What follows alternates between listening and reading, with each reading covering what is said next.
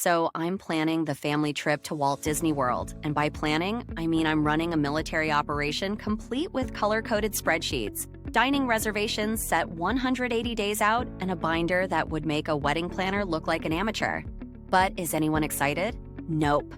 Not the kids who've changed their must-do rides 1,000 times. Not the husband who's currently parked on the couch, scrolling his phone, muttering, Do we really need to get up at 6 a.m. for a mouse-shaped pancake? "Yes, Bob, we do. It's not just a pancake, it's magic." But no, the kids are worried about whether they'll meet Mickey or Minnie first. And Bob's main concern is whether he can sneak in a nap somewhere between Pirates of the Caribbean and It's a Small World. And don't even get me started on fast passes, or whatever they're calling it now, Genie whatever. It's like I'm hacking into the Pentagon just to book a ride on Peter Pan's flight.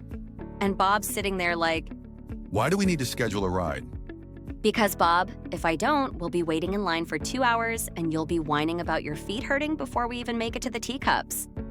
And the packing, oh my gosh. I've got a list for the kids. Snacks, sunscreen, a backup battery pack for the inevitable. My iPad died. Meltdown.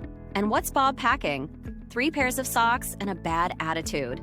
Meanwhile, I'm over here with a full medicine kit because someone's going to get a blister, someone's going to need a Band-Aid, and Bob's going to need antacids when he sees what we're spending on Disney churros. But you know what? I'm excited enough for all of us, because when we finally step onto Main Street and the castle comes into view and the kids' faces light up, it'll all be worth it. And if Bob still complains, well, I'll just book him a one-way trip to Disney jail. Strong.